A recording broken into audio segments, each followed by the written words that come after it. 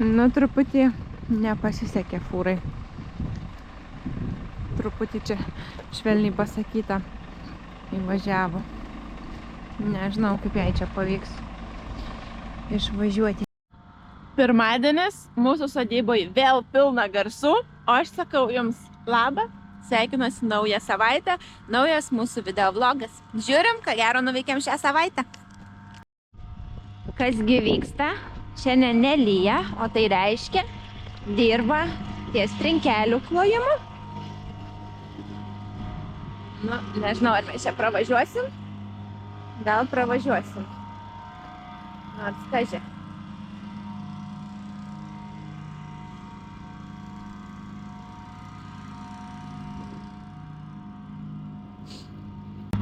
Nu va, pravažiuota. Einam pažiūrėti, kas ką reikia. Va, takelis yra. Jau.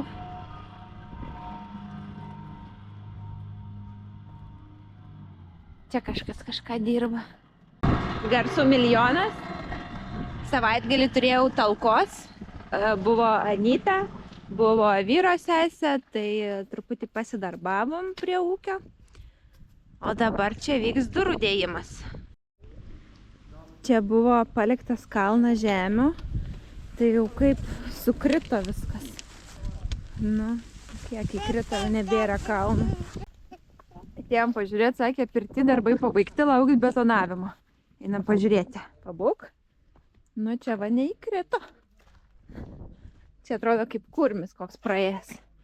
Na, žiūrim, kaip pirtie atrodo. Va, atsirado tinkliukas. Oi, nežinau, kaip jisai vadinasi. Aš jį vadinu tinkliuko. Nu va. Tadam, tadam. Sudėjo šituos, labai ilgai užtruko, kažkaip ten kažkokių special norėjo. Neatsimenu, kaip jie vadinasi, bet kai jų ieškojom, tai belekiek kartų pridėjau jų pavadinimą. Kažkoks keistas, paskui atsiminsiu, pasakysiu. Tai žinau, kad reikėjo kažkokių, kad kvapas neitų, kad ten, žodžiu, užsisklęstų, kad kažkas ten būtų, kažkokie turėjo būti specialūs. Tai šiaip ne taip Mažeikiuose atradom iš ten kažkelintos parduotuvės. Tik vienoj buvo. Prisiminiau, pati prisiminiau, trapai. Va, tai žodžiu, trapus sudėjo. Nu kiek aš daug išmoksiu, žinokit. Tikrai tuoj galėčiau statyti ir namą pati. Vištelėm vyras kiekvieną dieną verda košės makalošės. Nu ne kiekvieną dieną, kas 3 dienas. Tai jos per 3 dienas suvalgo pilnai tą puodą. Ar visos įbėgot? Nu, ištraukė tą fūrą, atvažiavus kitą fūrą. Nu, čia neblogai buvo įvažiuota. Ko tik nenutinka tam kaime. Visokiausių įvykių. Vakaras. Aš einu vesti paskutinę savo mokymų paskaitos, pamokos. Einu į darbo kambarį. Geras mėnesį laiko turėjau mokymus astrologijos ir šiandien jau turiu paskutinį susitikimą. Didelis įvykis. Dar įtrinkelių į mano darbo kambarį nėra, bet jau netoli. Va kaip atrodo. Vakaras, ramu. Diena tai čia būna garsų reikalų. Iš tiek tai šiandien, kai filmuoju, yra penktadienis ir visą savaitę nieko nefilmavau. Dėl to, kad buvo tiek daug visokių reikalų, kad net nebuvo jėgų paimti kameros į rankas. Ir dar vyšnia ant torto, tai dabar jau yra pietų laikas, bet ryte aš turėjau gynimąsi paramos. Jaunųjų ūkininkų paramai reikėjo prieš komisiją gintis. Tai pasakau praeitam video, kad čia pirmi metai tokie, kada toks dalykas įvestas. Bet buvo paskirtas laikas, galima buvo važiuoti į Vilnių, arba galima buvo online gintis. Aš pasilikau online, nes ten 4 valandas važiuoju, gal pusvalandžio, tai nelabai. Tai šiandien buvo gynimasis, nu žinokit, jaudinausi, labai jaudinausi kažkaip. Dar ten su kuo pasišnekėdavau, tai tikrai taip vos neprigąsdino. Ir tikrai buvo dėl ko šiaip jaudintis iš kitos pusės, dėl to, kad prisijungiau, tai ten galvojau, ta komisija bus ten kokios, nežinau, čia kaip sakė kažkas, kelios moterytės, nu tai ne, buvo ir vyrų, bet šiaip ten buvo su kamerom. Nu, aš dabar, žinokit, tiek buvau susijaudinusi, kad net tiksliai negaliu pasakyti, kiek žmonių buvo toj komisijoje. Bet buvo ir vyrų, ir moterų, ir 8, tai tikrai su kamera, man atrodo, buvo. Dar buvo keletas, mačiau, ten šone prirašyta, tai kaip suprantu, tiesiog žiūrėjau. Nu, kas buvo su kamerom, tai visi po 1, po 2 klausimus uždavė, kai buvo kas ir po 3. Nu, kas įdomu, tai to ir klausė. Bet taip įdomiai iš tiesų. Buvo klausimų, kur paklausė, aš galvoju, tai aš jau tą pasakojau. Bet, matyt, galbūt dar neišgirdo ar kažką, bet toksai buvo, toks buvo, kur atrodo tikrina, ar tu tikrai darai tą projektą. Ir man kai kurie klausimai buvo tokie, kur, tai čia apie ką, o kur jūsų vyras gyvena? Tai sakau, mano vyras ir gyvena kartu su manim. Arba ką jūsų vyras dirba. Tokie, kur atrodo, taigi čia nesusijęs su projektu, bet aš kaip suprantu, tai tuos projektus kažkaip daug kas eina, taip kažkaip galbūt nelabai gražiai ir bando pažiūrėti, ar tu tikrai tą projektą darysi. Tokia aš suprantu yra logika. Tai aš kadangi tuo projektu tikrai gyvenu, mes ten žadam ir su žolelėm plėstis, matot, pas mus kaip su žolelėm jau dabar bandom auginti, tai žadam plėstis jau tikrai didesniais kiekiais, sukti tuos smilkalus, gervuoges norim auginti, norim moliūgus auginti, daryti tokį mišrų ūkį, kad būtų faina ir sukurti tą tokią vertę ir tą tokį produktą. Ir liofilizuoti norim gervuoges, ir, žodžiu, kurti tą tokią kaip ir pramogą. Daug mes čia visko esam prisigalvoję. Faktas, kad aš viena to nepadarysiu, nes, gyvenu su vyru, vyras man padės.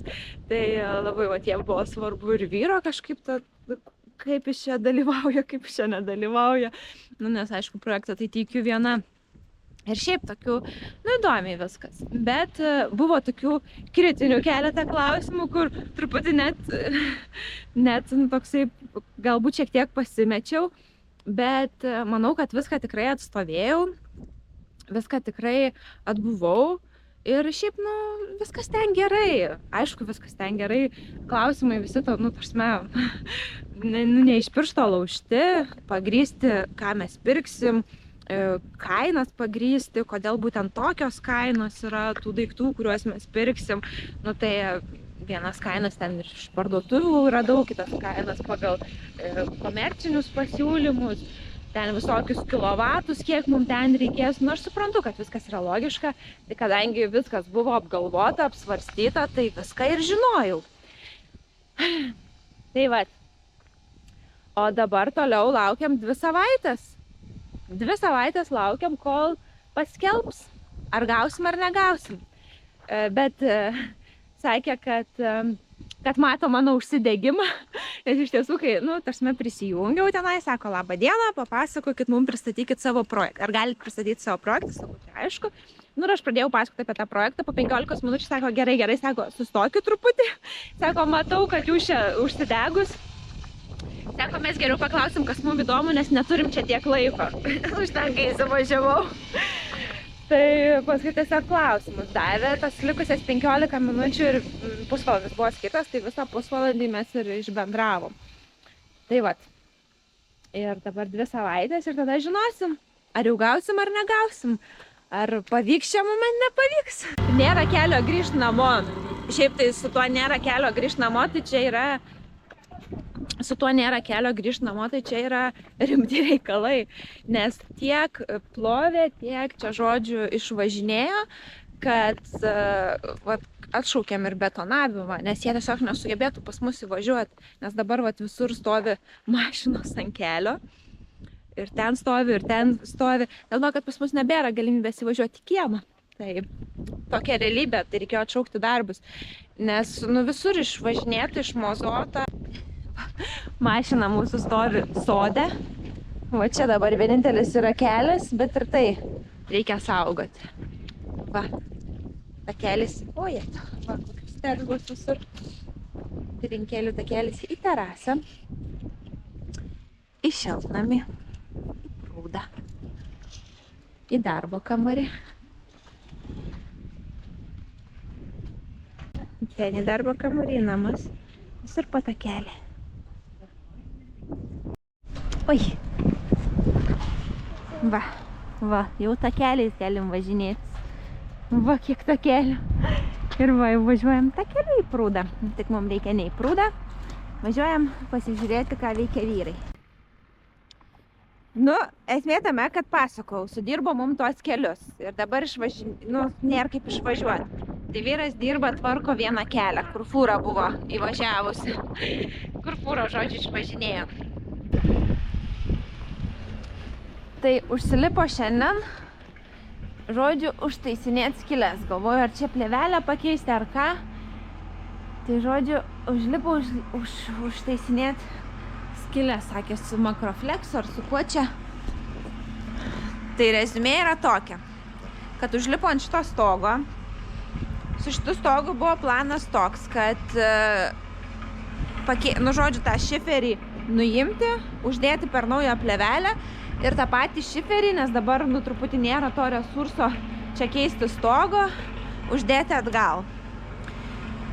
Tai kai pamatė tą šiferį, tai sakė, neįmanoma. Sakė, visas yra sutrūnijęs, žodžiu, kur tikriausiai tu jį pajudinsis, visas byrės. Tai rezultatas, reikia naujo stogo.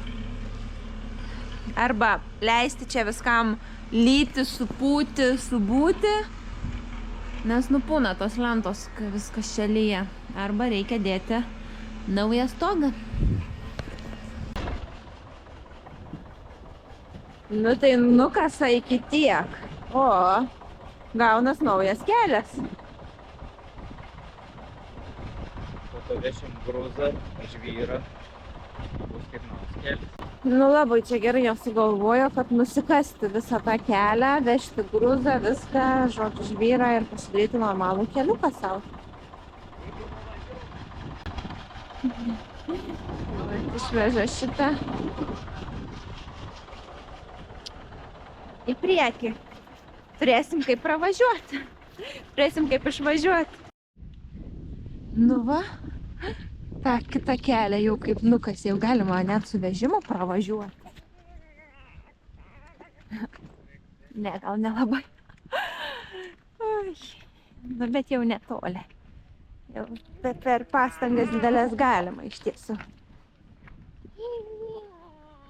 Nu gerai, gal toliau nevažiuosiu. Nes dar čia vis tiek. Kviečiu į pastatą, kur ateityje bus viešbutukas.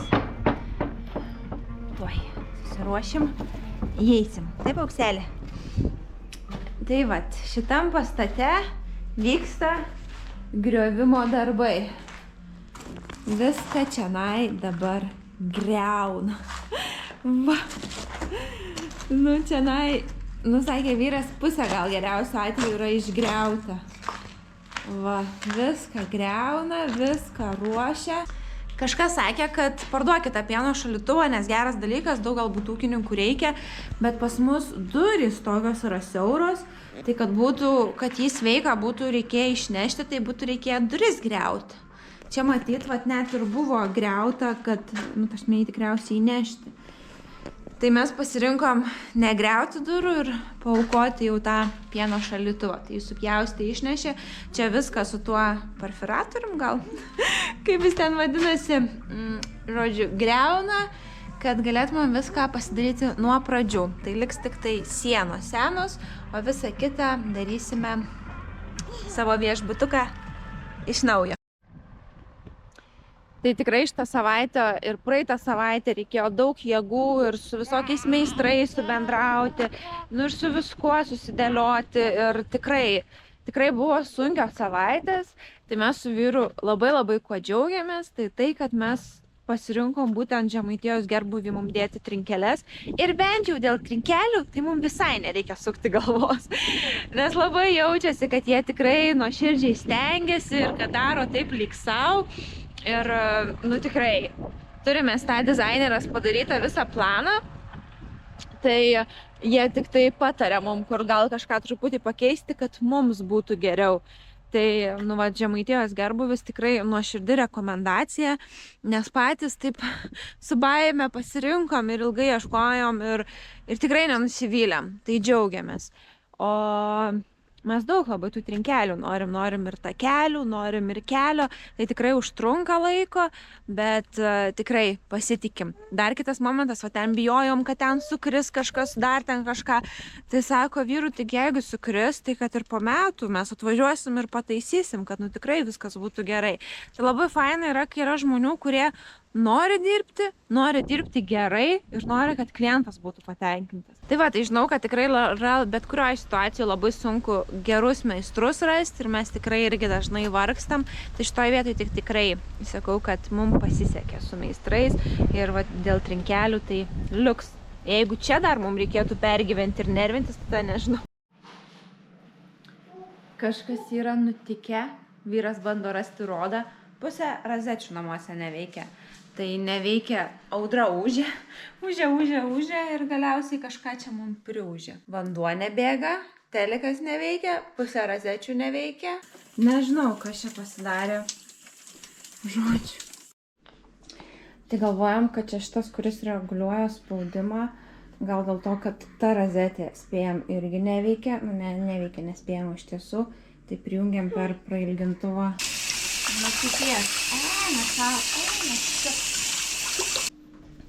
Atvažiavo santechnikas, tai į ten šitą viršui vandens oro, žodžiu, pripūtė ir vis tiek bėga. Tai galiausiai čia per didelis slėgis ateina.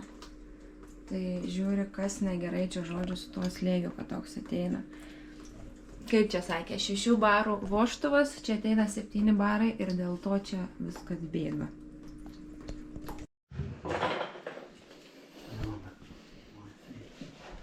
Ledukus pajunginėje. Nu tai čia mūsų šitie nuotykiai, tai nervų kainavo, tai kainavo. Nes kai nesupranti, kas vyksta, ką gali daryti, ko negali daryti, tai ojetau.